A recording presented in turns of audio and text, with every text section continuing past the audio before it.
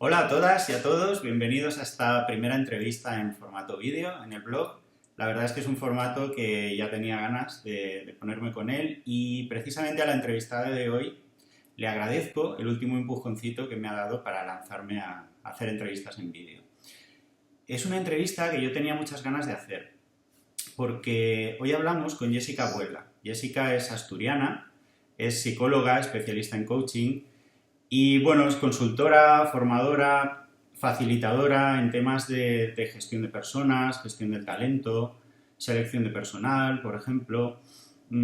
Ha trabajado bastantes años en el mundo de la empresa como consultora y tiene experiencia a la buena en todas estas cosas. Entonces, yo creo que nos va a contar cosas muy útiles, muy necesarias, sobre todo para aquellos que estáis buscando empleo. Y vamos a hablar, por ejemplo, de competencias emocionales en esa búsqueda, que son temas que a veces dejamos de un lado, dejamos aparte y que son importantes. Ella tiene un blog, jessicabuelga.com, tiene presencia bastante potente en las redes sociales, ha lanzado hace poco un canal de YouTube en el que nos da pues pildoritas de conocimiento en formato vídeo que están muy bien.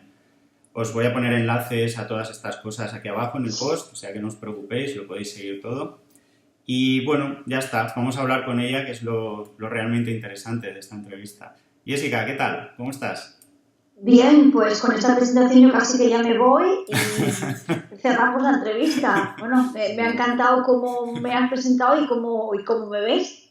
Así te veo yo y creo que te ve mucha gente de la que te sigue así porque te muestras muy natural, muy como eres en las redes y en lo que haces. O sea que eso está muy bien. De todos modos, para los que no te conozcan aún, pues cuéntanos un poco quién eres, qué es lo que haces. Bien, pues como decías, yo soy asturiana, ¿eh? Me considero ciudadana del mundo como muchas personas, pero sí que me siento muy asturiana Sí. y soy psicóloga de profesión. Aproximadamente llevo unos 15 años ejerciendo en diferentes sectores. Primero en empresa privada, donde desempeñé durante 4 años un cargo como directora, y desde el 2009, de manera con una dedicación exclusiva a la consultoría, a la formación y al coaching, como una especie de herramienta transversal que incluyo en todos los procesos que hago, tanto a nivel de consultoría como de formación, como de desarrollo personal y profesional. Yo lo resumiría un poquito así. Muy bien. Lo has hecho tú bastante mejor que yo, ¿eh? No creo. Bueno, me interesa mucho para las personas que siguen el blog y que están buscando empleo, que son muchas, que hablemos de inteligencia emocional, de competencias emocionales, porque es un tema, como decía antes, que muchas veces se deja de lado. Entonces, como persona que trabaja mucho en la inteligencia emocional, ¿cuáles dirías que son los rasgos principales de las personas, llamémoslas emocionalmente inteligentes? Bien, pues sin meternos mucho en la teoría, pero sí es cierto que la inteligencia emocional que Goleman empezó a divulgar a partir de los años 90, él habla de 5 pilares de la inteligencia emocional: el autoconocimiento, el autocontrol, la motivación, la empatía y como la culminación de todas ellas, como lo que llamamos a las personas habilidosas a nivel social. Es decir, una persona que es inteligente a nivel emocional es una persona que se conoce bien a sí misma, que se gestiona, que se autocontrola, por decirlo de alguna manera, que se motiva de manera interna, que sabe gestionar sus procesos internos hacia la consecución de sus logros y que empatiza, es decir, que percibe e interpreta las emociones de los demás y las utiliza con un bien conjunto, no solamente en su beneficio. Si la persona cumple esos 4 requisitos, será una persona habilidosa socialmente, es decir, sabrá comunicar, delegar, liderar, ser catalizador del cambio, negociar, etc. Entonces, no es que tengan un rasgo en concreto, sino que a raíz de esos 5 pasos o pilares que nos habla Goleman, daríamos con una persona exitosa a nivel de inteligencia emocional. Sí es cierto que las personas no tenemos la necesidad de ser exitosas en esos 5 puntos, pero yo sí considero claros los 2 primeros. Si no te conoces, si no sabes gestionar bien la información interna que tienes y si no te controlas, las que vienen a continuación van a ser mucho más difíciles para ti. Yo daría mucha más importancia a las 2 primeras. Las 2 primeras. El autoconocimiento, de hecho, yo creo que es ese gran olvidado, ¿no? Vamos las personas por ahí vamos por el mundo sin conocernos a nosotros mismas. Queremos aprender mucho de los demás y del entorno, pero no nos conocemos a nosotros mismos, ¿no? ¿Crees que es así? ¿O es una visión mía un poco sesgada? ¿O cómo lo ves? No, es así. Yo como psicóloga lo he visto porque es una herramienta que como profesional tienes que utilizar de manera permanente, tanto con los clientes y con diferentes procesos, y también como una mejora continua nuestra.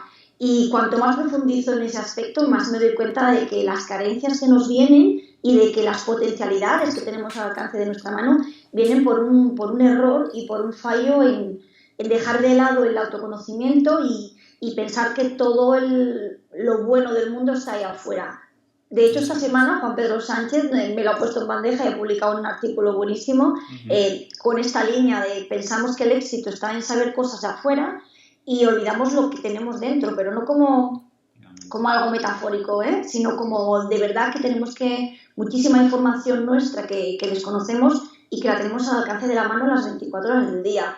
Pero bien por educación, bien porque es algo que al final parece como muy íntimo, muy privado, no se puede hablar con cualquiera, dependiendo en las religiones en las que nos movamos también es un tema tabú, no estamos educados para ello y es un gran error que se comete. Importante, desde luego. Todas estas competencias emocionales, bueno, pues son fundamentales en la vida, en todos los órdenes de la vida, en lo personal, en lo profesional, si es que se puede separar, que probablemente no, todo esto. ¿Qué importancia dirías que tienen en el punto concreto de buscar empleo, en las distintas fases, en todo el proceso? Yo trabajo mucho con desarrollo profesional de personas que están en un puesto de trabajo y quieren ascender o cambiar a otros, pero también con personas que están en desempleo. Y vuelvo a insistir, y a veces creo que puedo llegar a ser pesada, pero es clave. Porque la persona, tanto en un momento como en otro, donde cuando empezamos a profundizar vemos que donde más se falla es en el conocimiento de uno mismo. Cuando uno busca empleo o cuando quiere cambiar de situación, tienes que hacer una propuesta de valor, tienes que decirle a una empresa qué es lo que puedes aportar diferente o extra respecto a la competencia. No lo sabes. Cuando necesitamos hablar de potencialmente dónde podemos llegar, cuáles son nuestras características más positivas, cuáles están en un área de mejora equilibrada pero que pueden ir a más, tampoco lo sabemos. Y eso es clave. Clave tanto desde el punto de vista de una entrevista, donde tenemos un tiempo muy limitado y muy concreto para utilizarlo y conectar con la otra parte, como en otros entornos que a veces olvidamos que también forman parte de ese proceso de selección un poquito más informal, que son las redes sociales, networking, eventos, conversaciones banales, donde tú te olvidas de que al final acabas dando una imagen a la persona y si tú no lo conoces, no sabes a qué aferrarte para dar información de ti misma. Por lo tanto, para mí es clave que trabajemos estos aspectos. Eso es, todos esos puntos de contacto que tienes con posibles empleadores o con personas que conocen empleadores, hay que cuidarlos. Exactamente. Efectivamente, así es. Hablas siempre, tienes en el blog además un concepto que a mí me parece muy, muy interesante, que es la entrevista emocional, la entrevista de trabajo, ¿no? Emocional. Cuéntanos un poco qué es y qué elementos se podrían evaluar en una entrevista emocional. Bien, pues mira, desde hace unos 10-15 años aproximadamente se han empezado a trabajar en todos los departamentos de recursos humanos, o la gran mayoría, las entrevistas por competencias. Es un paso más a lo que es la típica entrevista tradicional, donde relatamos nuestra historia profesional basada en hitos, tanto de formación como de experiencia. En la entrevista por competencias lo que te hace es intentar extrapolar experiencias que ya hayas vivido en cualquier contexto. Normalmente intentamos que sea a nivel profesional para que sea más cómodo, pero que de esas experiencias pasadas tú me puedas contar cosas y las podamos llevar al puesto a futuro, con la idea de intentar minimizar los riesgos de equivocarnos con la lección. Hasta ahí todo muy bien. De hecho se utiliza un método que se llama el método STAR, que va pasando por esas diferentes etapas y es un método que está dando muy buenos resultados. Pero en los últimos estudios nos damos cuenta de que la persona puede demostrar tener unas competencias profesionales adaptadas al puesto que se busca, como puede ser la negociación o una capacidad comunicativa. Pero cuando empieza a ocupar el puesto de trabajo, eso encaja muy bien porque se ha detectado previamente a la incorporación, pero no se han tenido en cuenta factores como la irascibilidad, la falta de conocimiento de uno mismo, no empatiza bien con sus compañeros. Y estos factores, a la hora del despido o del ceso, de que la persona no se adapte bien al puesto, son claves. Por lo tanto, yo empecé a introducir de una manera más informal esas competencias basándome en la teoría de Goleman, y al final acabé creando un modelo donde, además de las competencias profesionales, se investigan y se indagan con las personas con las que tenemos los procesos de selección esos 5 componentes que te comentaba antes de autoconocimiento, empatía, autocontrol, etcétera. Y la verdad que sigue siendo mucho más fiable. ¿Por qué? Porque trabajas esos conceptos y esas competencias que sabes que tienen valor en el mercado, tanto a nivel de captación como dentro de las empresas, y que si no son las adecuadas, la persona tiene muchas más papeletas para no encajar en el puesto. Eso es, sí, al final tienen la misma o más incidencia en el desempeño profesional que competencias como puede ser, pues no sé, el conocimiento del sector o cosas así, ¿no? Exactamente. Es importante evaluarlas. Al final sabemos que muchas de las competencias o se pueden entrenar o pueden ser mejorables. Sin embargo, las emocionales necesitan un trabajo mucho más profundo, llevan mucho más tiempo, y hay personas que, bueno, incluso son resistentes a ese cambio a nivel interno porque lo consideran como una traición, ¿no?, a uno mismo. Y eso es importante que lo consideremos, porque la persona que tiene dificultades de autocontrol sí la puedes ayudar, pero si no es consciente de ella no va a querer cambiarla porque ni siquiera es capaz. Y el autocontrol es muy importante, más en unos puestos de trabajo que en otros, pero creo que es importante. Y citando a Goleman de nuevo, en la época de la publicación de Inteligencia Emocional, creo que fue en el 96, un poquito más adelante, dijo una frase que a mí me impactó y fue un poquito el hilo de todo esto, y es que nos contratan por las aptitudes, pero nos despiden o nos vamos de las empresas por las actitudes. Es decir, yo te contrato porque tienes una titulación en concreto o porque conoces un programa de formación determinado, pero luego eso al final yo puedo conseguir encajarlo. Pero ¿y si no tienes interés en captar el estado emocional del otro cuando tienes un equipo al que dirigir? Si no lo tienes, yo necesito saberlo, porque eso va a ser clave y tu equipo lo va a notar y va a generar conflictos, pérdida de productividad. Entonces, empecé a introducirlo poquito a poco. Eso es. Te iba a preguntar, precisamente por lo que comentabas ahora, ¿cómo se pueden entrenar, preparar esas competencias emocionales, ya no solo de cara a que te las evalúen en una entrevista, sino a realmente desarrollarlas? Un par de apuntes, porque esto es muy es largo, es individualizado, porque muchas personas, bueno, como te comentaba antes, las más importantes son las 2 primeras desde mi punto de vista, y parece un poco extraño, pero a veces tenemos más entrenado de manera natural la motivación y tenemos como carencias en las otras 2. Entonces, el entrenamiento en inteligencia emocional es algo muy individualizado. Cada persona va a necesitar un tiempo, va a necesitar un tipo de ejercicios y de recursos, pero básicamente es conocerse, profundizar. Pues hay ejercicios que todos conocemos, que son el famoso DAFO, por ejemplo, explorar sobre tus debilidades, fortalezas, amenazas y oportunidades en función del contexto en el que te muevas, y eso ya es un ejercicio muy simple que lo primero que hace es decirte si te conoces o no, y a veces eso es un poquito duro, decir, yo pensé que esto lo sabía y resulta que no me lo sé. Y vaya, me he encontrado esto que igual no me gusta mucho, pero ahí está, ¿no? Y luego, por hablarte de manera muy breve de la siguiente también más importante, que es la del autocontrol, es detectar las conductas que uno realiza de manera natural y que le generan sensación de malestar.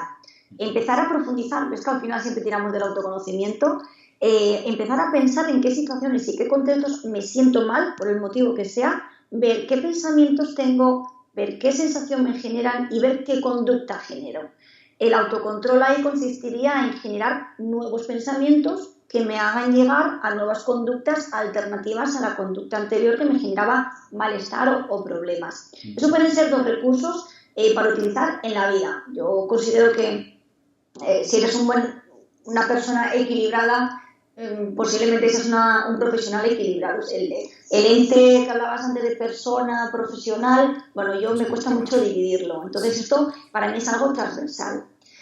Y luego para entrenarlo de cara a una entrevista sería coger esos 5 puntos y empezar a buscar situaciones, porque en eso consiste la entrevista, que tú hayas tenido a nivel personal o profesional con anterioridad y ver en qué momento tu capacidad de control, de gestión del momento, de tus emociones, ha conseguido llevarte a buen puerto. Ha conseguido que tú hayas tenido éxito en esa situación. Y es una pregunta muy sencilla, pero si yo te lo dices ahora mismo dirías, pues, oiga, no sé, tengo que pararme a pensar. Sí, tengo que... ¿No? Vamos, sí. Así es. Exacto.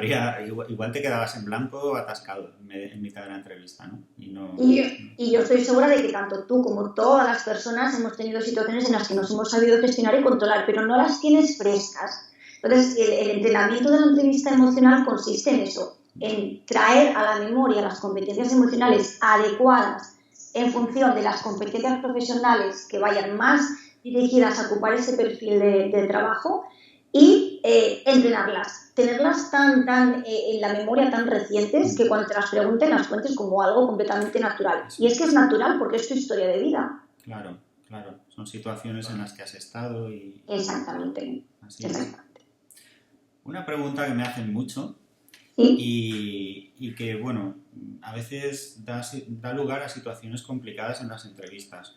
¿Qué puede hacer un candidato cuando está en una entrevista de estas en las que tiene la sensación de que el entrevistador, por lo que sea, no está consiguiendo llegar a determinar su valía realmente? Es decir, a lo mejor las preguntas son muy vagas, no dan en el clavo de la adecuación al puesto, no se están determinando pues, las competencias que tiene esa persona. ¿De qué manera puede reaccionar un entrevistado de forma proactiva para intentar reconducir esa situación? Bueno, pues si detectar eso es una buena señal. Dirás tú, bueno, ¿cómo dices eso que es una buena señal? Una de mis recomendaciones básicas es, tienes que tener toda la información que depende de ti tan entrenada que lo que haces en la entrevista es dedicarte única y exclusivamente al estado emocional y al estado de atención de tu entrevistador.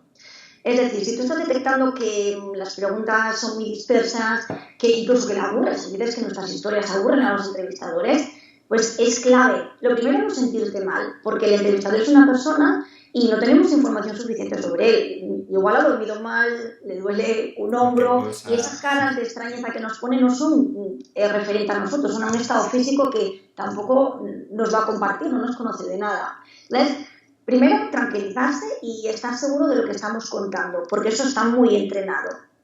Y adaptarnos, sobre todo adaptarnos a sus tiempos y a su lenguaje. Como todo lo otro está tan entrenado previamente, no tendremos ningún problema. Si la situación se vuelve tan tensa, incluso parar y preguntar, disculpa, tengo la sensación de que no sé, como que esto no bien, no, ¿sabes? Quizás sea muy directo, pero tengo la sensación de que a lo mejor una pregunta no me he expresado correctamente. ¿Quieres que volvamos a tratar ese tema o quieres que hable un poquito más? No sé si quieres tener más información, porque es verdad que hay personas muy asépticas, a veces son recursos del entrevistador para generar tensión y otras veces es que la propia persona no tiene habilidades comunicativas. Para despejarlas, contrastar y hacerlo obviamente de manera educada. Siempre la responsabilidad va a ser nuestra de explicarnos mejor, de recapitular, hacer resúmenes y ofrecerle esa información como ¿quieres que profundicemos un poquito más? ¿Te apetece que...? Bueno, eso, tengo la sensación de que no me estoy explicando bien. Por ejemplo, para mí es una frase clave. Sí, y con naturalidad, sobre todo, ¿no? Sí, claro. De manera, un diálogo fluido. Exacto. Es clave que asumamos la responsabilidad y no la culpabilidad. Si yo me siento responsable de trasladar bien la información, pero no me siento culpable de estar haciéndolo mal, esa es la clave de que la persona se encuentre natural y tranquila, como bueno, pues no tengo ningún problema en volver a repetir lo que tenga que repetir o matizar. Muy bien. Danos alguna sugerencia. Bueno, supongo que como todo el mundo sabe la situación que ha habido en el sector de la arquitectura, de la construcción, con la crisis, en fin. Hay muchas personas que llevan en situación de desempleo mucho tiempo. ¿Nos puedes dar alguna sugerencia para esas personas que llevan ya tanto tiempo, que están empezando a sentir el peso del paso de los meses y que les cuesta mantener un poco la buena actitud? ¿Qué nos puedes ofrecer ahí? Pues lo primero de todo es pensar que aunque uno no tenga trabajo, no ha perdido la profesión. y por ende la profesionalidad. Es algo que hemos aprendido de esta crisis y que muchas personas lo han pasado muy mal, porque una vez que tú pierdes un puesto de trabajo o lo dejas por voluntad propia, parece que se te quita ese rango, ¿no? Si no ejerces, no lo eres. Y no, por eso me cuesta tanto esa división entre persona y profesional, porque no dejas de ser persona por no hacer determinadas cosas. Y lo mismo ocurre con la profesionalidad. Entonces, un arquitecto, que es el perfil que estamos tratando, pues lleve 5 años sin ejercer, no deja de ser arquitecto. El hecho de que tú no seas productivo para el mercado laboral no significa que no estés siendo productivo. El hecho de buscar trabajo implica un trabajo en sí mismo. Gestionar contactos, generar contactos nuevos, tener conversaciones, generar reuniones, tener información, estar al día, seguir leyendo. Hay gente que se forma, hay gente que se recicla. Por lo tanto, esa sensación de parado, que es que la palabra es tremenda, porque el parado no hace nada, está parado, hay que tirársela de la cabeza. Y además no me gusta ni siquiera la palabra desempleado. No, o sea, estoy en situación de desempleo. ¿Por qué me gusta el matiz? Porque esa expresión lo que me hace es entender que es una situación temporal. Es una situación que yo estoy haciendo todo lo posible para que cambie, pero es verdad que hay muchas circunstancias que no dependen de mí, como el mercado laboral tan amplio y tan convulso en el que vivimos. Para mí eso es clave. Y a partir de ahí, volvemos a vez al autoconocimiento, ver en qué puedo estar fallando. Dónde otras personas a las cuales yo me quiero parecer o quiero conseguir sus mismos resultados han hecho o están haciendo, pues va a depender. A lo mejor me falta mejorar en los idiomas, a lo mejor necesito un nuevo programa informático que es como innovador, quizás necesito ampliar contactos porque estaba en un círculo muy reducido, puedo reciclarme o cambiar un poquito el estilo que tenía, pero eso no lo vas a saber si no te conoces y te sientas a hablar contigo mismo. Eso es. Me gusta mucho la diferencia, la distinción esa entre soy desempleado o estoy en situación de desempleo. Exactamente. Es muy importante, yo creo que para el que está en esa situación es muy útil hacer esa diferenciación, ¿no? Bueno, para ir terminando ya, que podríamos estar mucho tiempo, pero bueno, me dicen que las entrevistas tienen que ser más bien cortas, con lo cual, para ir terminando, no sé, algún área de mejora que suelas encontrarte en los candidatos, en procesos de selección, algún consejo en general que puedas dar a todas las personas que están ahora mismo buscando empleo y que, bueno, que sea aplicable, que sea algo más o menos accionable. Yo podría resumirlo en dos, de una manera como muy global. Nos comunicamos mal. A nivel educacional, los que tenemos cierta edad no recordamos haber tenido discursos ni debates en público y las primeras exposiciones orales han sido en la facultad, o sea, ya estábamos bastante talluditos y si las podíamos evitar, la evitábamos. Y luego el mercado laboral permanentemente te obliga a hacer exposiciones en pequeños grupos, con un equipo de trabajo, hablar con clientes. Eso no deja de ser hablar en público y no estamos entrenados. Entonces nos encontramos con cerebros que tienen 30 años, ya no te quiero decir lo que tengan 50, y tienen que empezar a quitar temores, dudas, miedos, vergüenzas de cometer errores y por lo tanto yo incidiría mucho en la comunicación. Explorar el estilo de comunicación, cómo llegas a la gente, tener muchísimo feedback, pedir información y prepararte para ello. Claro, vas a encontrarte con que la gente te diga cosas que quizás no te gusten, pero es necesario. Yo siempre digo que estos ejercicios de feedback, pues a amigos, compañeros, a gente cercana, ellos te dicen lo que otros no te dicen, pero la opinión está ahí sobre tu imagen y tu forma de comunicar. Y luego de otra que también creo que hay que mejorar mucho, en la cual yo me incluyo también, son las relaciones en general. La comunicación es como más básica, es como en donde se sustentan un montón de competencias, pero el saber relacionarse, saber empezar una conversación, saber presentarse, saber tener el hilo y buscar temas de conversación, mantenerla, lo que llamamos alargarla lo adecuado para ambas partes, saber cerrarla, saber cuándo hay que cerrar, concluir, resumir, proponer un siguiente contacto. Y somos nefastos en ese aspecto, todo nos da vergüenza, nos da pudor, no sabemos si dar la mano, 2 besos, si acercarnos, alejarnos. Yo creo que todo tiene que ver con la comunicación, pero sobre todo que que sepas que en el resto de personas está la información que a ti te hace falta para conseguir ese cambio de situación, tanto si estás en activo como si estás en situación de desempleo. Yo creo que con esas dos ya sería bastante. Ya sería bastante, ¿verdad? Sí. Muy bien. Pues, ¿algo más que quieras añadir, aunque sea un mensaje de ánimo para estas personas que están en situación de desempleo o alguna cosa que se te haya quedado en el tintero?